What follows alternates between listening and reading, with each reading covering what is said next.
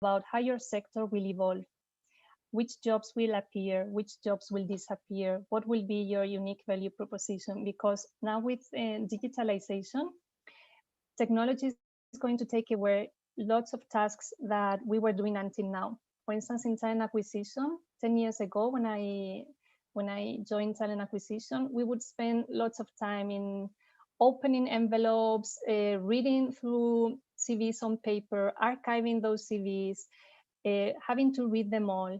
And now, a few years later, we don't need to do that anymore. There are tools, there is technology, which really takes care of that. So someone who was spending 80% of their time just screening CVs or even opening these envelopes, they now have to invest their time in doing something which brings more value because everything else is being automatized. And this is going to happen in every single job, regardless of what you do. There will be technology taking away from you tasks which can be, let's say in the last 20 years, we took away tasks that were easily automated and done by machines. Now the kind of activities that technology can do can go far beyond that. For instance, we are seeing that in the next future, technology, again in talent acquisition, which is my field of expertise, technology will be able to screen CVs for us and even make recommendations on which candidates fit most to the role. So we as human beings, as professionals working, in my case in talent acquisition, but for you, wherever you are going to work, you will have to identify what will be your unique value proposition because everything else will be automated. And I again, look at what the trends are, what those who are writing about the future of your field will look like, because this will help you be prepared. Now, remember I talked about technology skills, human skills, and demanded skills. Let's talk now about technology skills. All of us, again, regardless of the sector, regardless of our area of expertise, we all need to know about big data. Even doctors will have to work with big data. Everybody will have, or lawyers, we will all have to deal somehow with big data. We will all need to be able to see how social media can be used for our field. Digital collaboration tools for sure, the specific tools for our role. Again, if you work in a company and they use a specific tool for your job, maybe the next company you work, they use another tool, but you will be able to transfer the knowledge of this tool to the other one. So any tool that you learn how to use, it will help you learn the next one much easier. And of course, those of you who know about artificial intelligence, machine learning, Internet of Things, you will for sure have a job in the next years because there is so much demand on that. And on the right side of the chart, I wrote, or I shared with you a few of the most demanded jobs expected to be in the next years. And well, I don't know if it's an anecdote or if they will happen for sure, but if any of you is dreaming of becoming a space pilot, or if you want to be a 3D printer engineer, maybe there are no jobs yet, but you can start thinking what kind of skills you would need if you want to be a space pilot in the future, so that whenever these jobs come really in reality, you will be more prepared and have the experience, even if it's not experience as a space pilot, but experience that you can transfer in this position, which is really what it counts. We talked about technology skills. Now let's talk about human skills, or what we call soft skills. Because technology and machines will take over most of the tasks that we were doing until now. Now it's more important than ever that we develop our unique skills, which are creativity. So all the skills that in general machines won't be able to do. Although, as you know, there are some tools, some technologies which are able to compose music or to paint paintings. But okay, let's say that creativity is mostly a human quality. Learning agility is what I mentioned before, is being able to learn quickly and adapt quickly to different environments. Resilience, your capacity to adapt to the challenges. Communication skills, that's so key. emotional intelligence, critical thinking, growth mindset, dealing with ambiguity. All these soft skills, they are mostly unique for human beings, and these will be the ones that we all need to develop if we want to succeed in the future. And I don't know if you have heard about upskilling, but upskilling is a very trendy word in HR. Most of the companies will be focusing on it. And upskilling means when companies are helping their employees grow professionally, acquire new skills, instead of hiring someone else from the market. And this is what companies are doing already and will start doing even more in the future. We will be promoting our internal candidates, helping them reinvent themselves in the company rather than hire those skills from the market. And my recommendation based on this is that if you like a company, if you like their values, if you like their culture, if they have this upskilling kind of culture, go for the company, start working for them, because eventually you will move to the job that you like. And the most difficult step will be to join them. And once you're there, you can find your way to your dream job. And as an example, for instance, in IBM, we look at the skills that we will need as a company in 10 years. And we are already helping employees acquire the skills that we as a company will need in these 10 years. And I think that's what most of the companies are doing. Okay. And as I said, we talked about the technology skills that we all need to develop, the human soft skills, and we all need to make sure that the skills that we develop, they have a demand in the market. So at the end, I don't know if you have heard, but there is a lot of talent shortage in the market. Half of the companies in the world are saying we don't find the skills we need. And I can tell that myself. And in IBM, in talent acquisition, there are roles which we fill very, very easily. But there are other roles which we really struggle because there are very few people in the market who know how to perform that kind of role.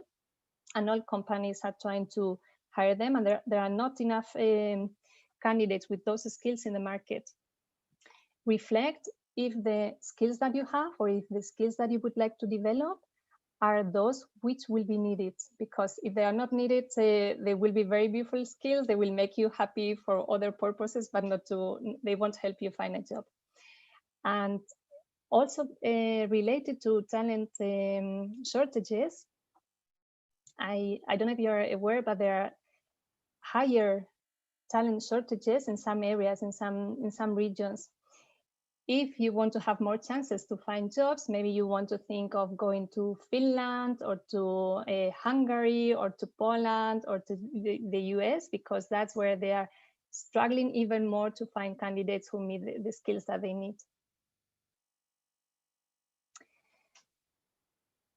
Another recommendation that I have for all of you is that you think of something that you would like to become an expert on. And I also invite you to write on the chat what you would like to commit with yourself to become an expert on. And we all think of experts, of people who know much more than us, that we will never, ever be able to know as much as they do.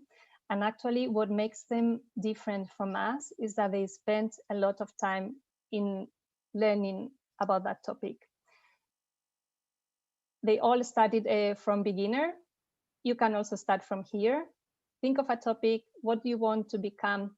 Maybe not the one top expert in the world, but which area you would like to become an expert in the next year. If you spend every day half an hour from here to December, I'm sure that by year end, maybe you are not the one who knows most about that topic, but for sure you will be very, very informed and very well educated on that.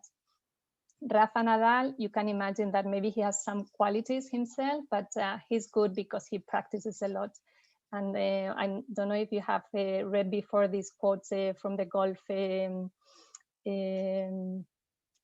but they say it comes from Gary Player. I don't know from whom it comes, but it's like how lucky you are with the holes. And he said, yeah, the more I practice, the luckier I get. And this is what happens with everybody that you see who is good at something. Some of them may have some innate qualities, but in general, it's because they have been practicing a lot on what they are now good at. I don't know if you are writing on the chat, but I hope that you are all committing to become an expert on something, because that's what makes a difference. I hire every day for IBM and sometimes for my team. And very often when I hire for talent acquisition, for instance, I meet many talent acquisition specialists who are not experts on our field, and they're missing their chance because I go for the next candidate. I want to hire someone who knows about what I'm hiring. It's so easy. It's just spending time and practicing. Okay. Next one is, it's not about technical skills, but I think it's really the foundation to have a successful life and a successful career. It's everything about personal development. I think that we all, and this is also a shift that I've seen at the workplace. I've been 20 years working, and I've seen many executives having very successful careers in terms of from a work perspective. But they had broken marriages, important health issues, bad relationships with their kids. And I don't know if we can call that successful life. So I invite you all to create the foundation of a successful life, which is looking after your soul, your body, eating healthy, doing sports, practicing meditation, mindfulness, yoga, whatever it is for you. Looking after your relationships, your dear ones, sleeping enough hours, doing some service for the community, making sure that you are bringing a positive impact into society. And if you are leading teams, or if you are managers, or if you are doing something that is going to have an impact on others, please make sure that you also look after them, that everybody working with you and around you are also looking at their foundation of what's important in life. And not only eating healthy or doing sports or looking after your spiritual dimension, but I think it's also educating ourselves. There is lots of sorry, it's moving sometimes without me touching it. I think it's important that we also learn about it, that we invest time, that we attend trainings, that we read books or listen to podcasts about these topics. I think personal development is really what will at the end take you to a successful life, and therefore a successful career. It comes together. I couldn't have a session without talking about something specific about women. Again, as I said before, I've been working 20 years at IBM, and since I joined 20 years ago, I saw how the company was committed with diversity and inclusion. That was already 20 years ago, so we were really pioneers as a company. Now I see that all companies, or most of them, are very, very committed with diversity, that they are all trying to hire as many women as men, that they are looking at their minorities, that they are trying to be as fair as possible. And we should take it as an opportunity. In most of the sectors, women are underrepresented. And this is an opportunity for us, because if companies want to hire 50% women, 50% men, in some sectors, yes, we are a majority, but in most of them we are minority, and this gives us at least now the opportunity that we didn't have before, because they didn't have the focus. And this applies also if you belong to any other minority. So if you have a different cultural background of those around you, or if you have diverse ability, or whatever it is that makes you different from the majority of people around you, that now it's the best time to access the workplace and to find opportunities. And on women, I wanted to cover something which I think it's important that we bring to the conversation. Usually now I want to look at the chat. Is there anybody who, oh no, I can't. Do you want me to share the comments on the chat to tell them to you, Christina? Well, if you can tell me the general sense of what I'm going to ask, I would like to ask if there is anybody who thinks that there is absolute equality in the workplace, and there is no need to talk about women things at the workplace. Please feel free if you want to also unmute yourself and say it out loud as you prefer. Well, the general answer is no, and far from. Okay, because when until a few years ago, I live in Spain. I live in a very modern company. I would say that there is no inequality. But the more I grow, the older I become, I can tell you that there is inequality everywhere for women. And it's a very complex topic. There are no bad guys, good guys. It's really complex. And of course, we can all drive change, and we all have the responsibility to bring change. But sometimes when we are women, we also need to look at our own responsibility in our own opportunities. And I think that we should work and we should focus on what's under our control. And sometimes we think and we find injustice around us, and we just complain, we are unhappy about it, but we keep it there. And I think we should start driving change ourselves. And what I mean is that, for instance, sometimes we see that people around us are having the promotion, the salary increase, or they are getting the job, and we get really upset. We don't find it fair. We think that we are working much harder, that we are much smarter, that we are more prepared, whatever it is that we think that we deserve and they don't. And you can get upset, you can think it's unfair, but if you focus on what did they do to get that promotion and start learning from that, those are the rules of the game in your company. If that person got a promotion, not by working as hard as you do, but they got the promotion because they go for lunch with your boss every day, or they got the promotion because in every meeting they speak up, or because in every meeting they celebrate their own success, instead of getting upset about the injustice, those are the rules. Those are the things you need to get to do to get promoted.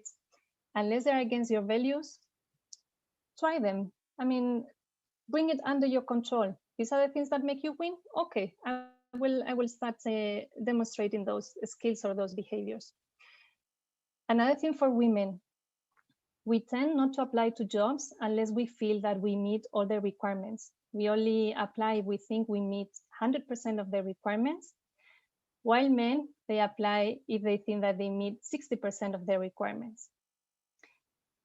If you like the job, if you think you can do it more or less, go for it, apply, ask your manager you want to take the opportunity, or apply if it's a job in a company that you like.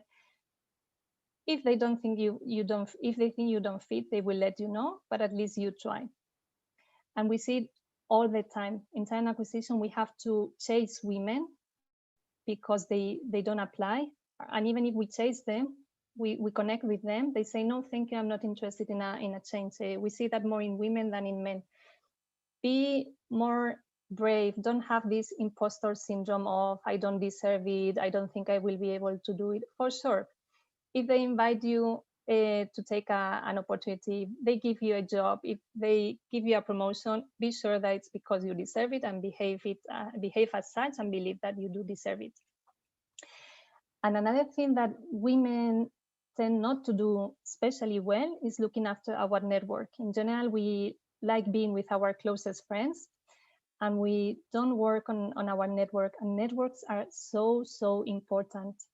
Try to find out who are the key people in your career to help you grow in your career, who will be able to open doors for you, who are people that you can learn from. If you don't have a mentor, have a mentor. If you, if I don't know if you have heard about these masterminds. If you know about that one and you can join one, do it. If you know about networking groups, join them. And networking, please remember that it's not about connecting with as many people as possible on LinkedIn. That's not networking. Network is having real, true connections with people who will help you grow and find opportunities. Okay. And back to skills, because the other ones were more behaviors or beliefs. Back to skills, and if we all agree that there is still inequality in the workplace, I fully recommend that you all get educated in women topics. When you read these are some books, podcasters, speakers, writers, Remarkable Lisa training. There's lots of information out there. These are some of the ones that I chose for you, but there is much more out there. Once you start getting educated, once you learn about women behaviors that don't help us much succeed, or that you educate, for instance, this book about invisible women is amazing, about how the history of the world has been written by men, and that women have been really invisible. Then you start thinking differently and behaving differently. And I think that it's important that we all get educated on these topics. And this is a skill that we all as women, and of course men who want to support inclusion and equality, we should all learn from. And I'm about to finish because I know that it gets too long if it's one single person speaking, so we will go soon to Q&A. But before closing us on the skills you need to succeed, I also wanted to cover the skills that you will need to develop to help others succeed. Sometimes we need to think of others more than on ourselves. I think that we need more women on the public space. We need more women on the stage, and I'm not talking about acting, but in general, when you go to events, besides this one, which is organized by women for women, but in general, if you go to events, it's mainly male speakers, and we need more women on the stage speaking. We need more women in politics. We need more women in positions of responsibility, more women running companies. Sometimes it's not about you, it's about the others, the women coming after you.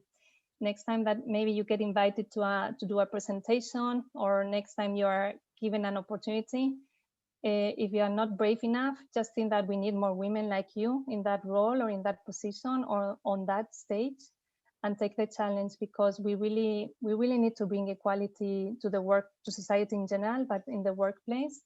And sometimes we need to be brave ourselves and take the challenge for the other women coming after us. And one day, hopefully, we will be completely equal with men at work. I also wanted to suggest that we all work on redefining leadership.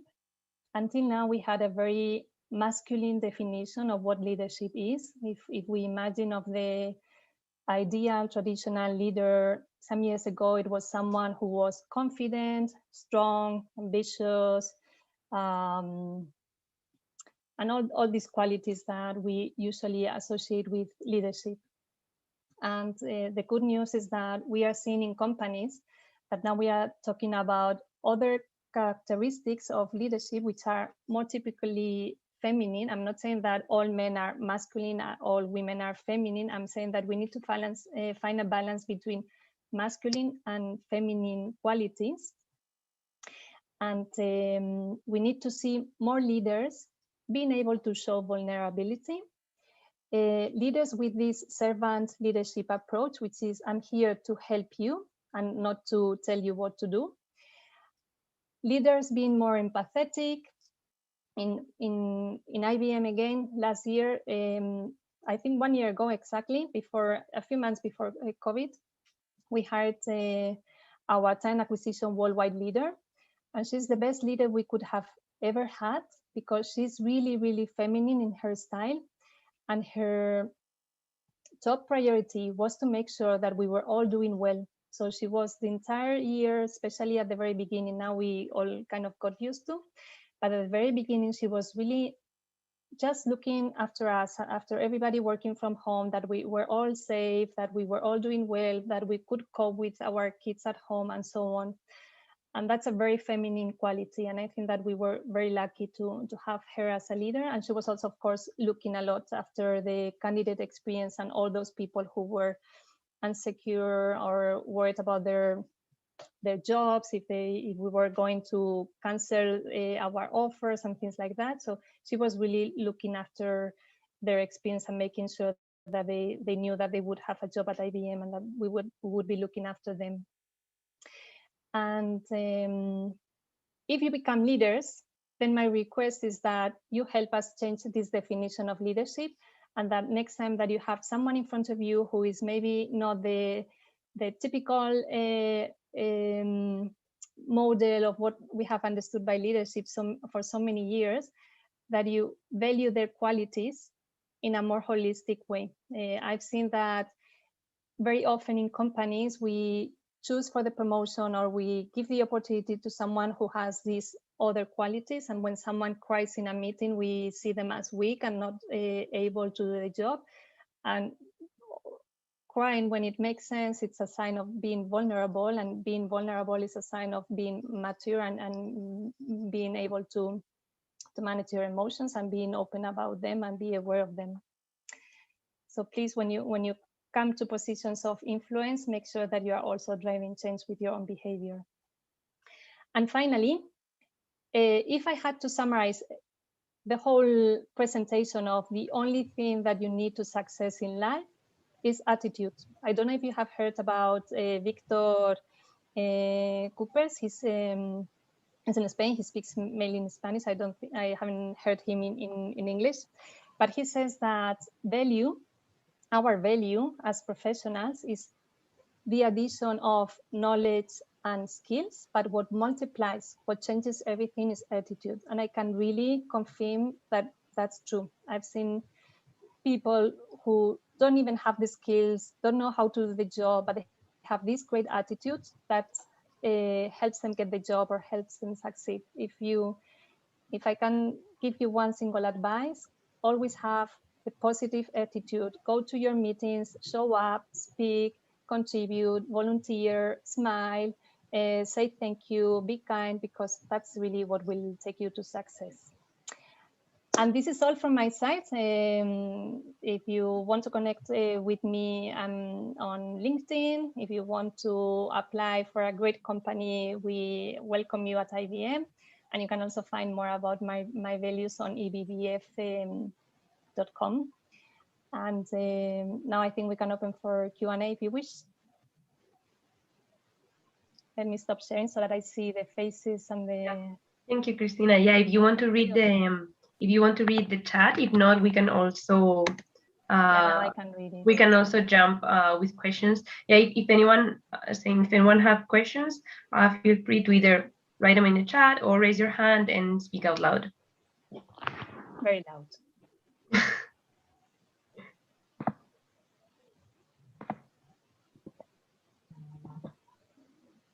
Yeah, Christy, go ahead. Hi, first of all, I just wanted to say thank you, Christina, for the presentation. And we also met yesterday at the cocktail. Yes, I remember. So it was very interesting to see you talk. Thank you. I was wondering from yesterday's conversation and then adding on until for your presentation today, what would be your biggest challenge, let's say, like in your field and in your role, and that you face in terms of aligning career development and career growth with the upskilling and reskilling, but also ensuring that the employees are actually learning the skills that they would want to learn in terms of getting these initiatives going and getting, let's say, leadership buy-in on it. What would be the biggest challenge? I don't know if my question was clear. Yeah, I don't think we face challenges in that sense. When you work in a company that has so many learning and growth opportunities, and you make sure that employees have the chance to have conversations about this with their managers, and there are so many ways that you can grow, and there is no one single way that will help you succeed. There is room for everything, and everybody has the chance to grow and even to reinvent themselves. We see many people who have been doing sales roles or consultancy roles that they want to change, and they go to marketing or to HR or whatever it is, and they can do it. So I wouldn't say that we find challenges on the upskilling way. The only main challenge would be when someone is not willing to reinvent themselves or to adapt themselves to change. And that, of course, happens. And that happens everywhere. Okay, yeah. Thank you. Thank you. I think Isa was the second one to raise your hand. Hi, yes, thank you so much for the presentation. You mentioned just very briefly the imposter syndrome, and I had a little bit of a question towards that. Where do you think that stems from, and why do you think it's more prevalent in women? Do you think that it's to do with the society that we're living in, the company that they're placed in, or the institution? Or does it come from ourselves and how we perceive the world? I think there is a lot, there are many factors influencing this imposter syndrome. For sure, there is something about genetics, about the way that women are and men are. My husband in the morning, he looks at himself on the mirror and he's like, I'm so strong, I'm so handsome. And I look myself and I'm like, oh, I put on weight, oh, I have wrinkles. And that's something that's more typical about women and men, that men are more confident in themselves, and women, we tend to be more, have more doubts about ourselves.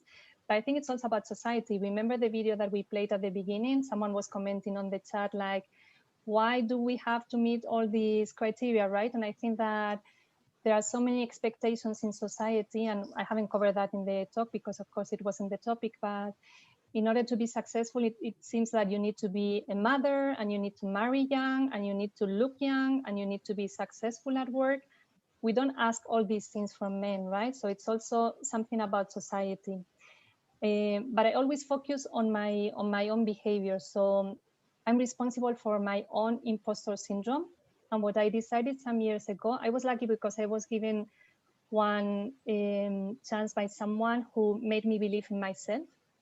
But always try to identify those moments when someone really trusts you, thinks that you are great, and build on that. Because once you start behaving as you really believe, and at the beginning it's only behaving, it's this fake it until you make it, but it really works. When you start behaving as if you really think that you deserve the job, then people will treat you as if you deserve the job, because you do, and things will change. This fake it until you make it, I know the expression itself, some people don't like it as such, but believe in yourself. If they gave you the job, it's because you can do it. Nobody's silly. Nobody will give you a job if you cannot do it. They give it to you because you can do it. Believe in yourself and behave as such, because of this masculine way of understanding leadership. When you show yourself weak, like I don't think I will be able to, the whole system shakes, because they start hesitating and doubting from your own skills. So you have to always show, unless you have a vulnerable, feminine, and it can be a man, but balanced leader, they will be a bit scared if you tell them that you don't think you are ready. So behave as if you were ready, because you are. And once you start behaving like that, you will integrate it yourself, and you will truly believe that you deserve the job. But we all need to kill this imposter syndrome. The sooner the better. Thank you, Isa, for the question. Thank you. Shimena, go ahead if you want. And then you, Andrea. Thank you. I was actually really impressed with the part where you talked about talent shortage in the world. And I was wondering which are the roles you think have the highest shortage at the moment. I can only, of course, talk only about technology, because that's where I work and I don't have experience in other fields. But we really struggle to find people with experience in the high-edge technologies, people with experience in big data, Internet of Things, cybersecurity, blockchain, all these skills, we really struggle. And if you are talking about wanting to hire 50% women, there's no way. It's really, really difficult. So if you want a job, go into security, and you will have many chances. Thank you. Thank you. Andrea? Hi, yeah, thank you so much for your presentation. And I really found it interesting, especially the part where you mentioned that, for example, if you're in a workplace, like, and you need to, for example, express your emotions, or kind of if you feel frustrated, or if you have that moment where you just feel down, it's completely okay to embrace that and to not shy away from it. So I had a question kind of on that thread. And more importantly, like how important is it to be yourself? Because many times we hear it's super important and it's one of the driving forces to success, but also sometimes maybe we're worried about like following the rules of the game, and where's the limit to being yourself in a corporate workplace. So what is your opinion on that?